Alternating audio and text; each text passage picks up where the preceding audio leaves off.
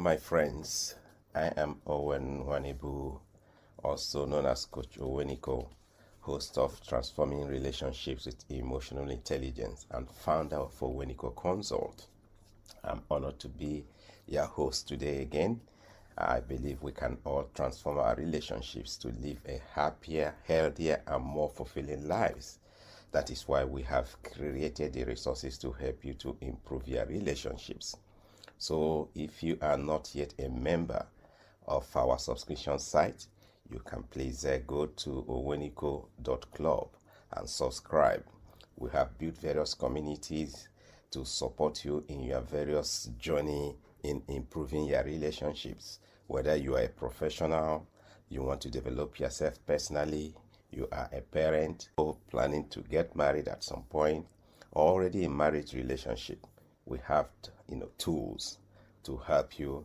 So please make time to go to or visit oweniko.club and subscribe. There you will get expert guidance and life-changing tools to help you in improving any area of your relationships. So I'm glad to be with you again today. And today I just want to talk a little bit about anger. How do we manage anger? How do we respond to emotionally challenging situations? Some of the things that have happened in our world recently has shown or exposed a lot of weakness in this area on how people respond to situations that are emotionally challenging. What we want to help people to do is to always respond in a way that they will be proud of. After a week, 2 days, or even that we protect their public image. So we want people to avoid situations that make them respond in such a way that they are not proud of their action at a particular time, or that is even very costly for them. Sometimes we have seen people respond out of anger and they lose what they have spent all their life building. They make decisions at the spur of the moment that cost them things they have invested so much in. It could be their relationship with their spouse, it could be a relationship with their children, it could be a professional one, it could be any form of relationship really. We see that people respond out of anger in such a way that costs them dearly, things that they may never recover again, which I think is really sad. But coming from the knowledge of emotional intelligence, we see that things like that can be managed with a little training, a little understanding. People can improve in those areas and then make better decisions just by practicing a little skill of emotional intelligence. So really, what is anger? It's surprising to see that the picture or understanding people have about anger is really doing things that maybe they wouldn't have done normally, or responding in a particular way, or saying things that maybe they wouldn't have said. That's the impression a lot of people, the knowledge, understanding, or experience most people have when it comes to anger. Just discussing that topic on various platforms, that was what was coming across from various people when it comes to anger. But anger is really an emotion. It's a dictionary definition of anger. It says that it's a feeling of annoyance or displeasure or hostility, really. And that means really it's an emotion or a feeling like any other ones we have, depending on the intensity now. But the interesting thing is that anger just tells us something about ourselves, about how we are feeling at the moment, and the way we choose to express ourselves depends on the level of understanding, level of maturity, the things we believe, our values, a lot of other things.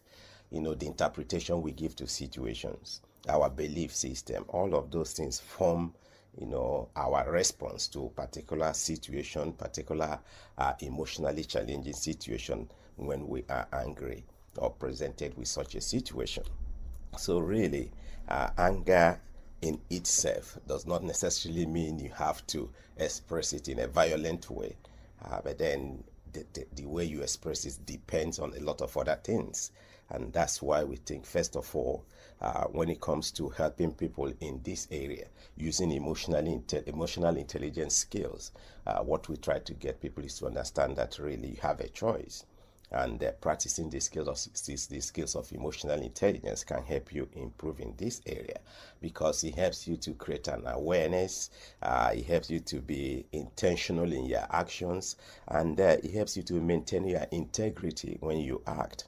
So carrying out a bit of emotional intelligence practices can help us improve in the way we respond to situations that are emotionally challenging, because what we want people to do is get them to that position where they will always act in a way that aligns with their values, the values they have set for themselves, what they stand for, the image they project. All right, so your actions should always align with those things you stand for, who you are, who you have chosen to be. All right, so we don't want you to act in such a way that you will regret, or such a way that will be so costly for you in the long run. And that does not really help. Just because you were angry at a particular time, you were provoked at a particular time, you burn up certain bridges that you can never, fix or repair or get back to. It could be personal, it could be professional, it could be, social, whatever it is. We have seen a lot of it recently in various places, how people responded to situations and which became too expensive for people to, manage. So you have the right to choose how you want to express your anger, and it requires just a little bit of training, a little bit of practicing of emotional intelligence skills. So one thing you have to remember is you always have a choice. You can choose how you want to respond to situations when they are presented. And if you have not been trained in this area, you have not been practicing some emotional intelligence skills, most people do react impulsively when presented with emotionally challenging situations. But we can choose to respond.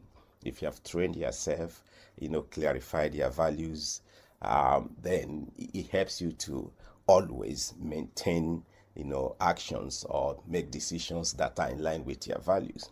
And that's why when we are teaching or training people or coaching people in emotional intelligence, one of those things we do is to help them clarify their values, their belief system, so that helps them eliminate the challenge of making important decisions, particularly when we have been emotionally challenged. Right, so those things are very important. But you always have a choice. Don't forget that. You either react impulsively to a situation or choose your response. Yeah, like Viktor Frankl rightly says, he says, between stimulus and response, there is a space. In that space is our power to choose our response. In our response lies our growth and our freedom. You always have that space, right, to make that choice. What do I do in a situation? And in terms of managing situations that are emotionally challenging, some of those skills we get people to practice is to try and delay their response to a situation. When things happen, when you are faced with emotionally challenging situation, you try to calm down yourself. Some people say delay your response for the next 6 seconds, some say 10 seconds, or maybe if you can, longer. And what that does is to help you, activate your thinking brain, to help you think of the consequences of your action, and how, whatever action you're going to take will influence, who you are, or how you present yourself or portray yourself, particularly if you are someone that has influence in the public eye. So really, it's important to maybe delay your response to a situation until maybe that time that you activate your thinking brain again, as opposed to reacting to situation as they present themselves at a particular point in time.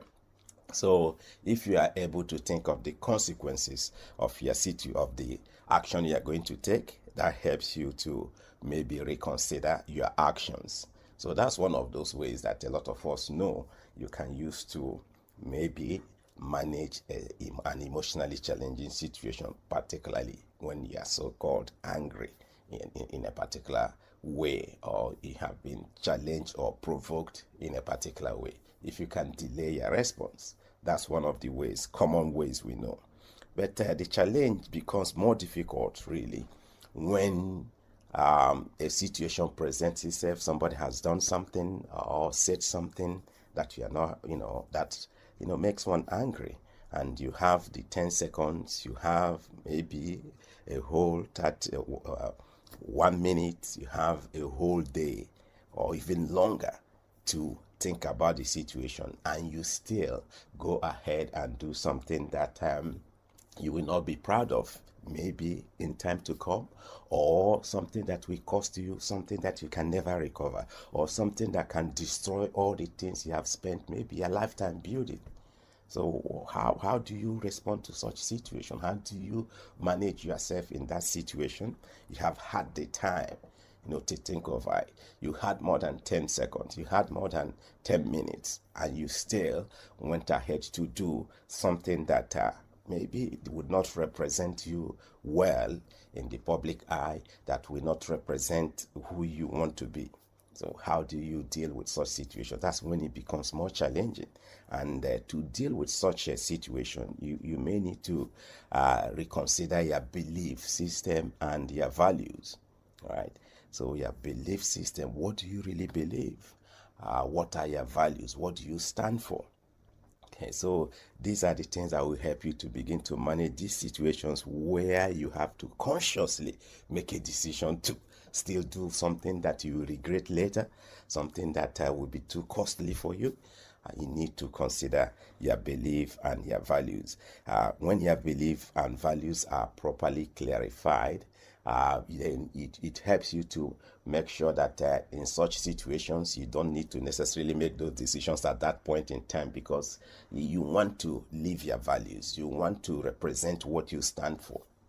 And in that case, certain decisions, you don't need to make them at that point in time where you have been emotionally challenged, because particularly if those actions or the outcome of your actions will not represent or align with your chosen values.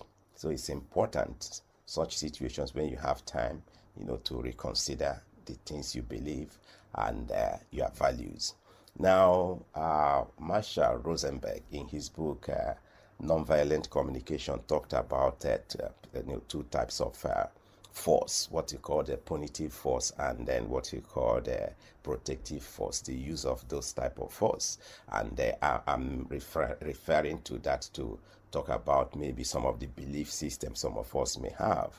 So if some of us believe in the use of force in solving a situation, then it means that we are more in the line of punitive force, which is based on the assumption that people are bad and evil, right?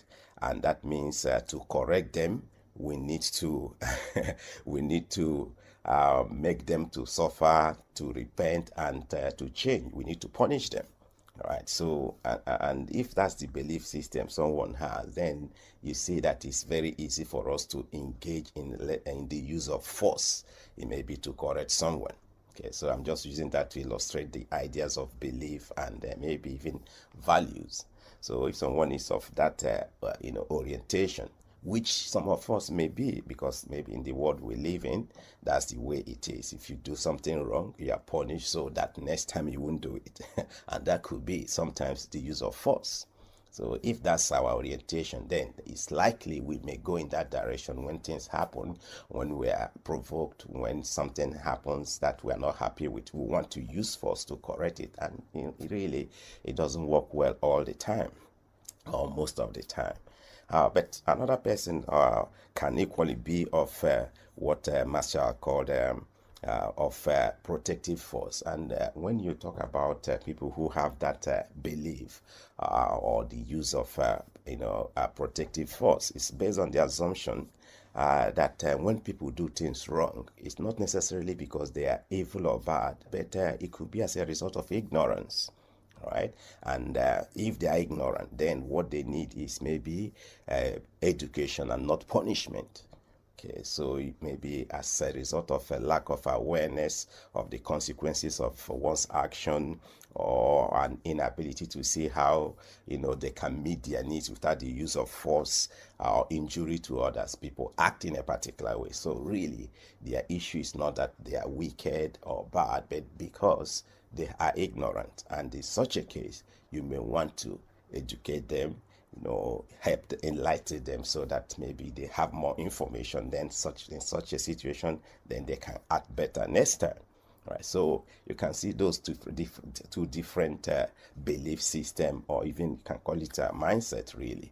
So if you are of the positive mindset or belief system, you see that you may likely use force in resolving an issue. But if you are of the protective use of force, you tend likely to give more information, education, to help this person to know more, and then maybe choose their actions wisely next time. They give them opportunity to make more informed decision.